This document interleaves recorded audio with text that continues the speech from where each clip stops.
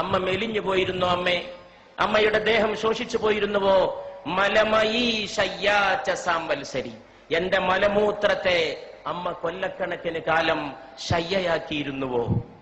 ഇന്നത്തെ പാഠപുസ്തകങ്ങൾ ഇതൊന്നും തെരഞ്ഞിട്ട് കാര്യമില്ല.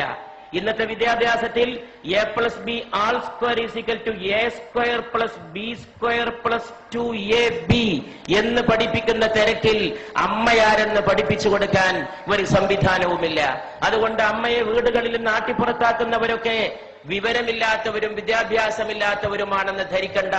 അവരൊക്കെ വലിയ ബഹുമതികളുടെ അക്ഷരക്കൂട്ടങ്ങളെ സ്വന്തം പേരിന്റെ അകമ്പടി ചേർത്ത് എഴുതി വെക്കുന്നവരും ബിരുദ കൂമ്പാരങ്ങളിൽ ജീവിക്കുന്നവരുമാണ്. പക്ഷെ അമ്മയെ തിരിച്ചറിയാൻ വേണ്ടത് വേറെ ഒരു ജ്ഞാനമാണ്, സ്നേഹത്തിന്റെ ഒരു ജ്ഞാനമാണ്. അമ്മ വീണ്ടും നിർബന്ധിച്ചപ്പോൾ ശങ്കരൻ ഒരു ശ്ലോകം ചൊല്ലി തന്റെ അമ്മക്ക് നന്ദി പറയുകയാണ് ചെയ്തത്. നമസ്തേ നമസ്തേ ജഗന്നാഥ വിഷ്ണു, നമസ്തേ നമസ്തേ ഗദാ ചക്രപാണേ, നമസ്തേ നമസ്തേ പ്രപന്നാർത്തിഹാരിൻ, സമസ്താപരാധം ക്ഷമസ്വാഖിലേശം, മുഖേ ചന്ദ്രഹാസം നഖേ ചന്ദ്രഭാസം, കരേചാരു ചക്രം സുരേഷാഭിവന്ദ്യം, ഭുജംഗേ ശയാനം ഭജേ പത്മനാഭം എന്ന് മകൻ ചൊല്ലുമ്പോ അമ്മയുടെ രണ്ട് കണ്ണിൽ നിന്നും കണ്ണുനീരിന്റെ പ്രവാഹമായിരുന്നു. അങ്ങനെയാണ് ആര്യാമ്പ കണ്ണടച്ചത് എന്ന് ചരിത്രം നമ്മോട് പറയുന്നു. പ്രവാചകൻ മുഹമ്മദ് നബി സല്ലല്ലാഹു അലൈഹി വസല്ലമയുടെ മുമ്പിൽ ചെന്ന് ഒരു ശിഷ്യൻ ചോദിച്ചു, ഞാൻ ആരോടാണ് ഏറ്റവും കൂടുതൽ നന്ദി കാണിക്കേണ്ടത്? ദൈവദൂതനായ മുഹമ്മദ് നബി സല്ലല്ലാഹു അലൈഹി വസല്ലം മറുപടി പറഞ്ഞു, നിന്റെ മാതാവിനോട്. ചോദ്യകർത്താവ് ചോദിച്ചു, പിന്നെ ആരോട്? രണ്ടാമത്തെ ആൾ ആരാണെന്നാണ് ചോദ്യകർത്താവിന് അറിയേണ്ടത്. പക്ഷേ അവിടുന്ന് പറഞ്ഞു, നിന്റെ മാതാവിനോട്. പിന്നെ ആരോട് എന്ന് ചോദിച്ചപ്പോ വീണ്ടും പറഞ്ഞു, നിന്റെ മാതാവിനോട്. നാലാമതും ചോദ്യകർത്താവ് ആവർത്തിച്ചു, ഇനി ആരോടാണ് നന്ദി കാണിക്കേണ്ടത്? അപ്പോൾ പറഞ്ഞു, പിതാവിനോട് എന്ന്. 3 വട്ടം മാതാവും 4ാമത് മാത്രം പിതാവ് പോലും കടന്നു വരുന്ന വ്യാഖ്യാനമില്ലാത്ത, വർണ്ണിക്കാൻ കഴിയാത്ത സുഹൃതത്തിന്റെ പേരാണ് അമ്മ എന്ന് പറയുന്നത്. ഒരു കുഞ്ഞ് ജന്മം പ്രാപിച്ച് കുഞ്ഞിനെ അമ്മ മടിയിലിരുത്തി കുഞ്ഞിന്റെ ചുണ്ടിൽ, നമ്മുടെയൊക്കെ ചുണ്ടിൽ ആദ്യത്തെ ദാഹം വൈദ്യുതി തരംഗം പോലെ ത്രസിക്കുമ്പോൾ, അതൊരു ഇലക്ട്രിക് വേവ് പോലെയാണ്. ആദ്യത്തെ ദാഹം, ആ ആദ്യത്തെ ദാഹം വൈദ്യുതി തരംഗം പോലെ നമ്മുടെ ചുണ്ടിൽ ത്രസിക്കുമ്പോൾ മാതാവ് തന്റെ നെഞ്ചത്തെ അമൃത കുംഭങ്ങളോട് തന്റെ മോനെ ചേർത്ത് പിടിക്കുന്നു. ചുണ്ടിന്റെ വൈദ്യുതിയുടെ ആദ്യദാഹം ത്രസിക്കുന്ന ആവേശത്തോടെ മാതാവിന്റെ ശരീരത്തോട് ചേരുമ്പോൾ അമ്മയുടെ ശരീരത്തിന്റെ ഓരോ സിരകളും ചേർന്ന് പാടുന്ന ഒരു സംഘഗാനമുണ്ട്. നീ അമ്മയാണ്, നീ അമ്മയാണ്, നീ അമ്മയാണ്. ഞാൻ വിശ്വസിക്കുന്നു ഈ ലോകത്തെ ഏറ്റവും വലിയ കലാമുഹൂർത്തം ആ സന്ദർഭമാണ്. The best artistic moment of human life, മാനവ ജീവിതത്തിന്റെ ഏറ്റവും ഉത്കൃഷ്ടമായ കലാമുഹൂർത്തം. അത് അമ്മയ്ക്ക് മാത്രം വശമുള്ളതാണ്, അതാർക്കും അവതരിപ്പിക്കാൻ കഴിയില്ല. ആ അമ്മയെ ആട്ടിപ്പുറത്താക്കുമ്പോൾ ഈ ലോകത്തെ ഓരോ മനുഷ്യനും ചിന്തിക്കാൻ കഴിയട്ടെ, 9.5 മാസത്തോളം നീ നിന്റെ മാതാവിന്റെ ഗർഭാശയത്തിൽ കഴിഞ്ഞ സമയത്ത് നിന്റെ ശരീരത്തിന് വേണ്ട ഊർജം നൽകാൻ, ആഹാരം നൽകാൻ അമ്മയുടെ ശരീരത്തിൽ നിന്നൊരു കേബിൾ വയറിട്ട് നൽകിയിരുന്നു നിന്റെ ദേഹത്തേക്ക്. ആ കേബിൾ വയറിലൂടെ നിനക്ക് ആഹാരം നൽകിയിരുന്നു, അന്നം നൽകിയിരുന്നു. അതിലൂടെയാണ് നീ ശ്വസിച്ചത്, അതിലൂടെയാണ് നീ പോഷകാംശം സ്വീകരിച്ചത്. നീ ജനിച്ചു വളർന്ന് വലിയ ആളായി ആകാശം മുട്ടുന്ന രീതിയിൽ വളർന്നപ്പോഴും നിന്റെ മാറത്ത് ദൈവം അതിന്റെ ഒരു മുദ്ര ബാക്കിയുണ്ടാകണമെന്ന് തീരുമാനിച്ചു. അതാണ് പൊക്കിൾ കുഴി. മാതാവിനെ ചവിട്ടാൻ കാലോങ്ങുന്നവന്റെ മാറത്തിരുന്ന് ഈ മുദ്ര തേങ്ങണം. ആ മുദ്ര മരിക്കുന്നവരെ, 9.5 മാസത്തെ ജീവത്യാഗത്തിന്റെ മുദ്ര, മനുഷ്യൻ മരിക്കുന്നവരെ അവന്റെ മാറത്ത് കിടക്കണം എന്ന് സർവേശ്വരൻ തീരുമാനിച്ചിരിക്കുന്നു. അച്ഛന്റെ മുദ്ര പോലും വേണമെങ്കിൽ ശരീരത്തിൽ നിന്ന് മാറ്റിയേക്കാം. മാതാവിന്റെ മുദ്രയെന്ന പൊക്കിൾ കുഴി മാറ്റാൻ ഈ ലോകത്ത് ഒരു ശസ്ത്രക്രിയ കൊണ്ടും സാധ്യമല്ല. അത്ര വലിയ അടയാളമായി അത് ജ്വലിച്ചു നിൽക്കുകയാണ്. ഈ നാട്ടിക കടപ്പുറത്ത് തടിച്ചുകൂടിയ സഹോദരങ്ങൾക്ക് മുമ്പിൽ എന്റെ വാക്കുകൾ അവസാനിപ്പിക്കുമ്പോൾ എനിക്കൊന്നേ പറയാനുള്ളൂ.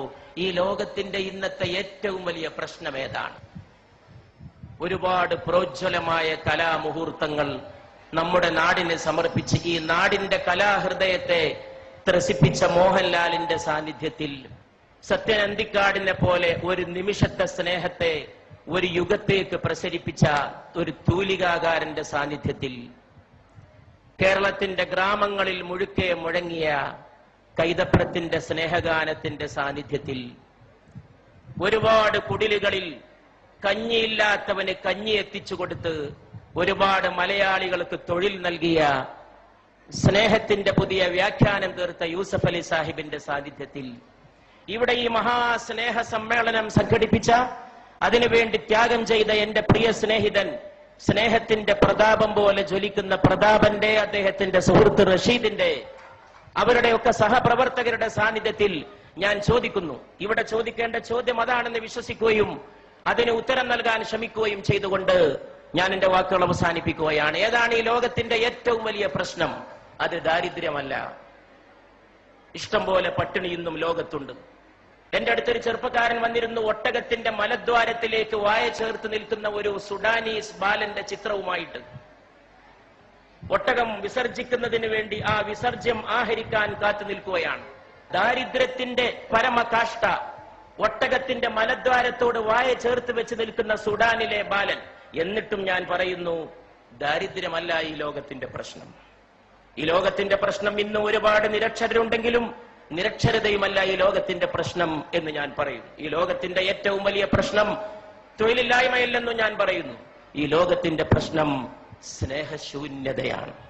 അതിൽ നിന്നാണ് വർഗീയത ഉണ്ടാകുന്നത്, അതിൽ നിന്നാണ് ഭീകരവാദം ഉണ്ടാകുന്നത്, അതിൽ നിന്നാണ് തീവ്ര സങ്കല്പങ്ങൾ ഉണ്ടാകുന്നത്, അതിൽ നിന്നാണ് മാതാവിനെ ആട്ടിപ്പുറത്താക്കാനുള്ള അവസരമുണ്ടായിത്തീരുന്നത്, അതിൽ നിന്നാണ് അച്ഛനെ അവഗണിക്കാൻ തോന്നുന്നത്. മാതാവിന്റെ കാൽച്ചോട്ടിലാണ് സ്വർഗം എന്ന് പ്രവാചകൻ പറഞ്ഞു. മാതാപിതാക്കൾക്ക് പ്രായമെത്തിയാൽ അവരോട് ഛെ എന്ന വാക്ക് പോലും പറയരുത് എന്ന് ഖുർആൻ വിലക്കി. ഛെ എന്ന ഒരു വാക്ക് മതി വേദനിപ്പിക്കാൻ. നീ നിന്റെ അച്ഛനെ തൊഴിക്കണമെന്നില്ല, ഒരു വാക്ക് മതി വേദനിപ്പിക്കാൻ. വാക്കുകൊണ്ടുപോലും നീ അവരെ വേദനിപ്പിക്കരുത്. ദൈവത്തോട് നന്ദി ചെയ്യുന്ന പോലെ നീ നിന്റെ മാതാപിതാക്കളോട് നന്ദി ചെയ്യണം എന്നും ഖുർആൻ തുടർന്ന് കൽപ്പിക്കുന്നു. അതുകൊണ്ട് പ്രിയപ്പെട്ടവരെ, ഇന്നത്തെ ലോകത്തിന്റെ ഏറ്റവും വലിയ പ്രശ്നം സ്നേഹശൂന്യതയാണ്. അത് ഓർമ്മിപ്പിച്ച വലിയ ഒരു അമ്മയെയും ഞാൻ ഓർക്കുന്നു. അത് മദർ തെരേസയാണ്. ഇന്ത്യയിലെ വലിയ ഒരമ്മ, ഒരുപാട് മക്കളെ മാറോട് ചേർത്ത അമ്മ. സ്നേഹമെല്ലാം ജയിക്കും, സ്നേഹമെല്ലാം പൊറുക്കും എന്ന് പഠിപ്പിച്ച ആ അമ്മയുടെ പേരിൽ ഈ സ്നേഹ സദസ്, ഇവിടെ കൂടിയ എല്ലാ അമ്മമാരുടെയും പേരിൽ, മോഹൻലാലിന്റെ അമ്മ ഇവിടെ വിളക്ക് കൊളുത്താൻ എത്തിയത് ഒരുപക്ഷെ ഈ മൺതരികൾ നാളെ ഓർത്തേക്കും. കാലങ്ങൾ കഴിഞ്ഞ് ഈ അമ്മമാർ വീട്ടിലേക്ക് പോയാലും നാളെ വൃദ്ധസദനങ്ങൾക്കെതിരായ ഒരു താക്കീതായി, ഇരുട്ടത്തൊരു കിരണമായി, ഒരു ഉൽഫുല്ല ബാലരവിയുടെ അരുണോദയ കിരണമായി, സ്നേഹനിരാസത്തിന്റെ അന്ധകാര സീമകളിലേക്ക് അടിച്ചു വീശുന്ന സ്നേഹപ്രകാശത്തിന്റെ ജ്വാലയായി ഈ തിരി എന്നും കത്തി എരിഞ്ഞു എന്ന് വന്നേക്കും. അപ്പോഴും നിങ്ങളും ഞാനും ഓർത്തേക്കും, നമ്മൾ രാത്രി ഉറങ്ങിക്കിടക്കുമ്പോ നമ്മുടെ പിതാവ് വന്നത്. അർദ്ധരാത്രിക്ക് ശേഷം തൊട്ടിലിൽ കിടക്കുന്ന എന്നെയോ നിങ്ങളെയോ നോക്കി അമ്മയോട് അല്ലെങ്കിൽ ഉമ്മയോട്, അച്ഛൻ അല്ലെങ്കിൽ ബാപ്പ ചോദിച്ചത്, ഉപ്പ ചോദിച്ചത്, എന്റെ മോൻ ഉറങ്ങിയോ? എന്റെ മോൻ.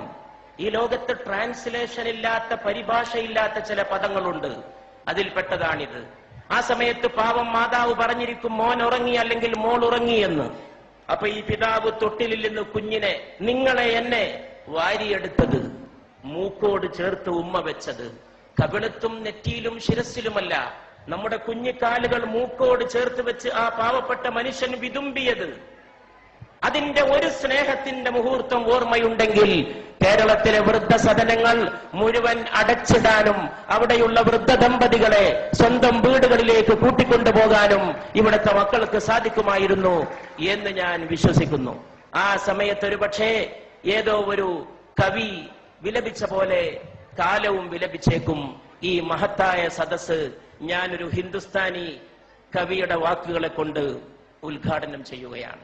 घर लौट के रोएंगे माँ बाप अकेले में, घर लौट के रोएंगे माँ बाप अकेले में.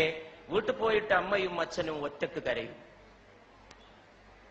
घर लौट के रोएंगे माँ बाप अकेले में, മിട്ടി കെ ഖിലോനെ ഭി സസ്തേ ന ഥേ മേലേ മേ.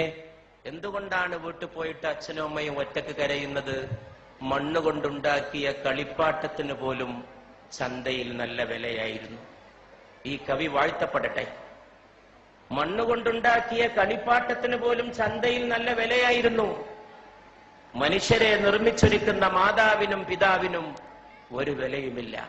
ആ കളിപ്പാട്ടത്തിന്റെ വിലയെങ്കിലും അമ്മയ്ക്കും അച്ഛനും തിരിച്ചേൽപ്പിക്കുന്ന മനോഹരമായ ഒരു പ്രഭാതത്തിന്റെ നാന്ദിയാകട്ടെ ഇന്നത്തെ വൈകുന്നേരത്തെ അസ്തമയ ശോഭ എന്ന പ്രാർത്ഥനയോടെ ഞാൻ എന്റെ വാക്കുകൾ അവസാനിപ്പിക്കുന്നു.